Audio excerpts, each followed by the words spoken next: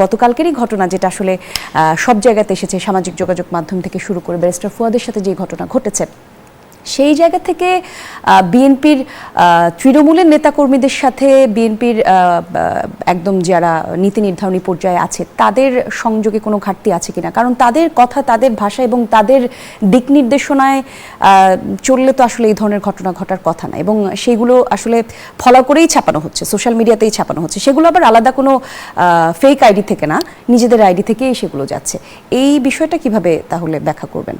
আমি যেটা বলতে চেয়েছি সেটা হচ্ছে যে ভালনারেবল সময়টা নিয়ে রাজনীতি মানে করার একটা সুযোগ আসে, কিন্তু সেটা যখন ব্যক্তিগতভাবে কারো শারীরিক অসুস্থতা বা একজন মানুষের অলমোস্ট একটা মানুষের গুরুতর অসুস্থ যার মৃত্যু নিয়ে মানে মৃত্যুসজ্জায় বলা বা সে তার পূর্ববর্তী অবস্থা, এটা কিন্তু খুব টাফ ডিসিশন। যেহেতু এই জায়গাটায় কেউ প্রকাশ্য নয়, আমি সেটা মিন করেছি। হ্যাঁ, দল হিসেবে গতকালকে যে ঘটনা ঘটেছে এটা একটা অত্যন্ত নিন্দনীয় ঘটনা, কিন্তু আপনাকে আমি একটা কথা বলি, সেটা হচ্ছে যে বাংলাদেশে 5ই আগস্ট বা 36শে জুলাইয়ের পর থেকে এক ধরনের আইন হাতে তুলে নেওয়ার প্রবণতা সব মহলের, সব ধরনের, আপনি যেদিকে যাবেন।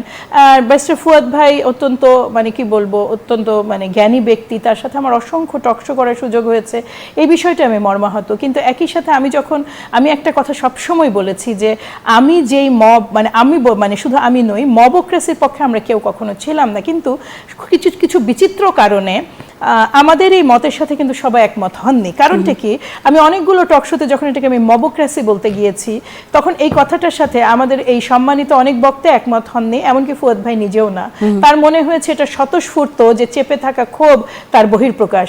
এই যে যদি এইটাই হয়, দেখুন আপনি আজকে আপনাকে আমি কোনো একটা কারণে আপনি ধরুন এমন একটা ভালনারেবল পজিশনে পড়ে গেলেন যে আপনাকে আইনের আওতায় আনার আমার সুযোগ আছে, আবার একই সাথে আপনার গালে দুটো চড় বসিয়ে দেওয়ারও সুযোগ আছে।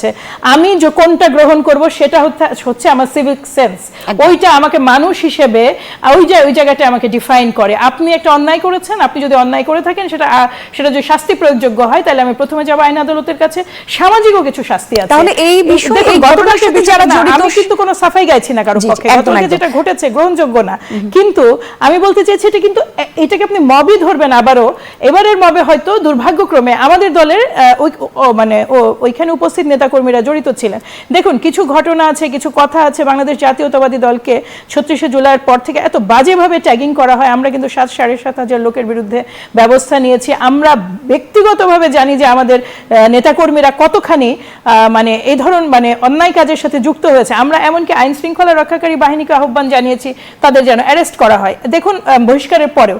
কিন্তু আনফর্চুনেটলি এই যে কিছু জায়গায় কিছু বক্তব্য, অনেকদিন আগে আমি নূরের সাথে একটা টকশো করেছিলাম, তার এলাকাতে একটা ইনসিডেন্ট হয়েছিল। আমি নূরকে জিজ্ঞেস করলাম, নূর আপনি হচ্ছেন এই সময়ের একজন রাজনীতিবিদ, আপনি তাদেরকে যদি চেনেন আপনার তো মামলা করে দেওয়া উচিত ছিল।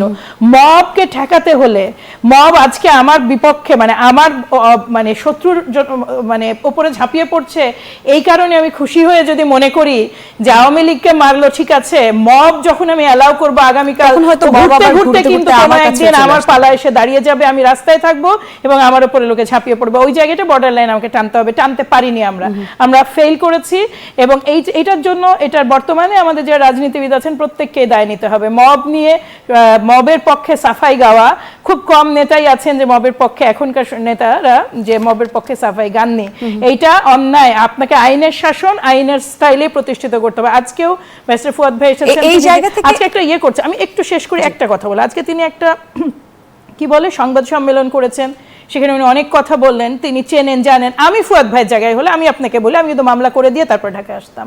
কেন আমি মামলাটা করতাম? কারণ আমি আক্রান্ত ফিল করেছি। আমি আজকে যে মামলাটা করবো ওটা আগামীতে আরো বহু ঘটনা ঠেকিয়ে দিবে। এমনকি বাংলাদেশ জাতীয়তাবাদী দলের নেতাকর্মী হোক না কেন তারা, আমি জানি বেশ কিছু কথা ওখানে হয়েছে, আস্ফালনমূলক কথা হয়েছে, ওখানে এ ধরনের উস্কানিমূলক কথাও হয়েছে। এটা নিয়ে আরো আমরা কথা বলবো। আপনার কাছে একটা ছোট প্রশ্ন রেখে যাই, এই ঘটনায় বিএনপি কোনো পদক্ষেপ নিবে কিনা সেই উত্তর আমরা জানতে চাই।